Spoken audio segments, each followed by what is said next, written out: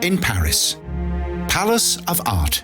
For more than 2 centuries, this former castle of the kings of France has contained one of the greatest and most famous art museums in the world.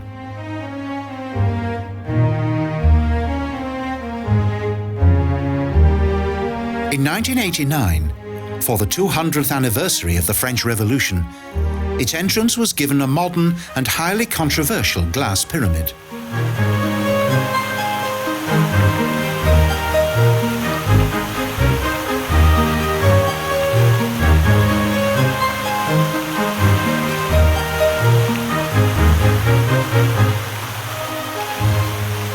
The origins of the Louvre date back to the 13th century.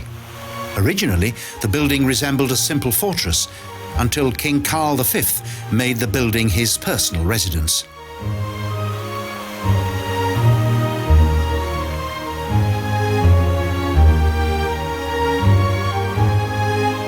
In 1546, the French architect Pierre Lescot received an order from King Franz the First to build a brand new Renaissance palace.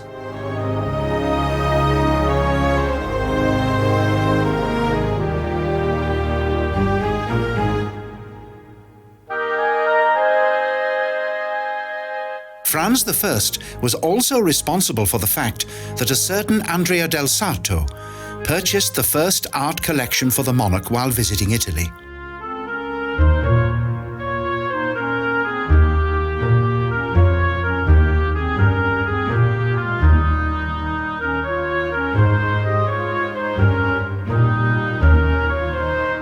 Thus, masterpieces such as Leonardo Da Vinci's world-famous painting, the Mona Lisa, became the property of the French king.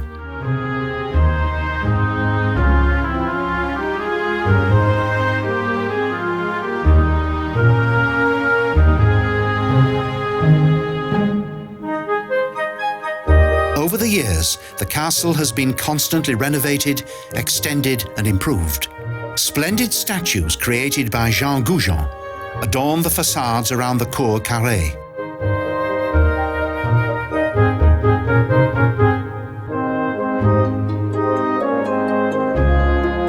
In 1682, the entire French court moved to Versailles, and the noble building subsequently fell into disrepair.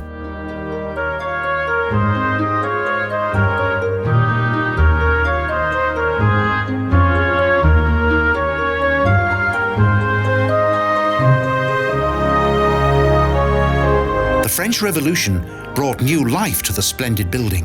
In 1793, the Louvre Museum was born.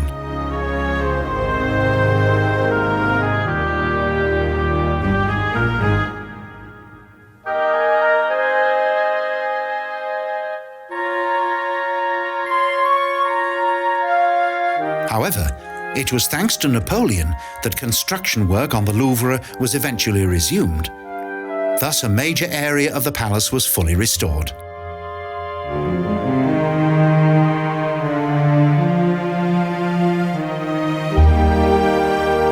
Later, under the supervision of architects Percier and Fontaine, the North Wing was built.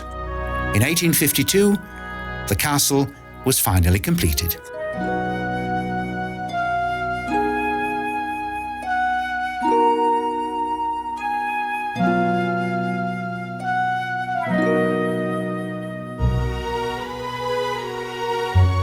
Its art collections grew and grew. Emperor Napoleon ordered each of the colonies under his rule to pay homage to France by contributing various works of art.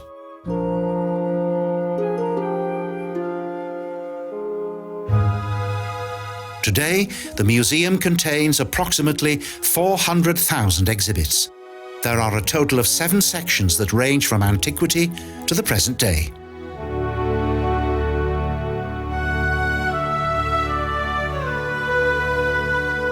One of the most famous treasures in the Louvre is the perfectly formed statue of Aphrodite, better known as the Venus De Milo.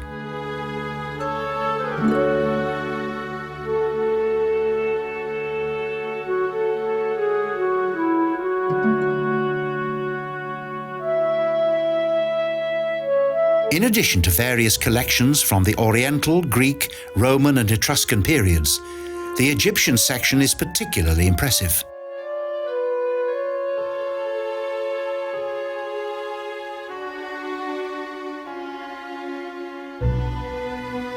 This collection was supervised by Champollion, an expert in hieroglyphs. The museum also houses the famous sculpture, The Seated Writer.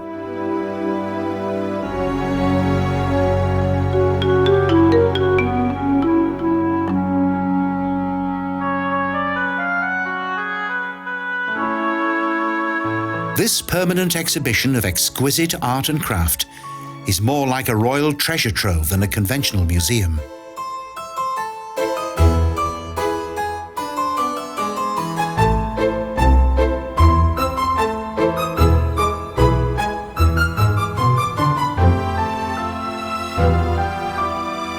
Priceless royal crowns have found their home within these splendid rooms.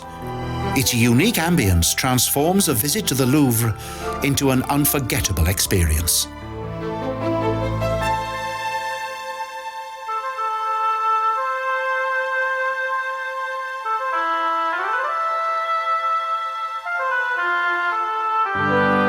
The main feature of the museum is its magnificent collection of paintings. They cover the amazing period from the 13th to the middle of the 19th century.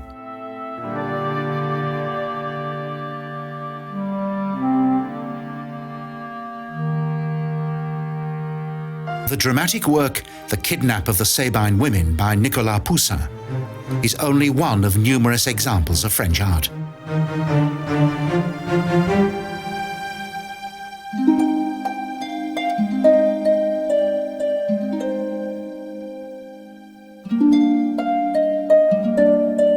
The precise origin and date of the Pietà de Villeneuve-les-Avignon is still unknown.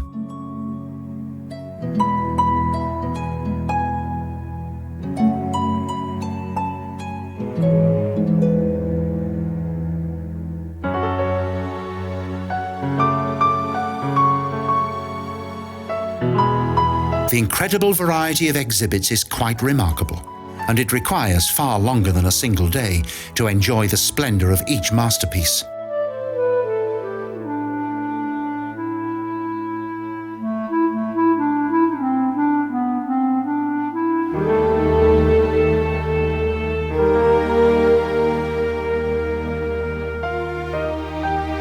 The 19th century canvas by Eugène Delacroix, Liberty as Leader of the Nation, is regarded as the very first political painting.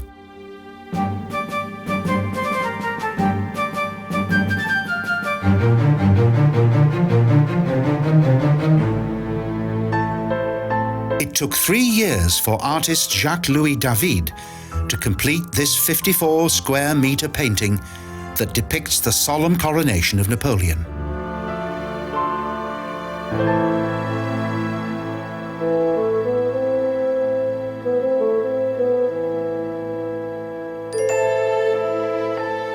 The work of one of the best-known masters of the French Rococo period, Jean-Honoré Fragonard, is also on display.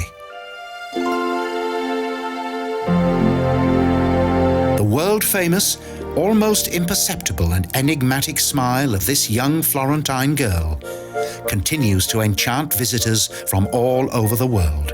Leonardo da Vinci's Mona Lisa.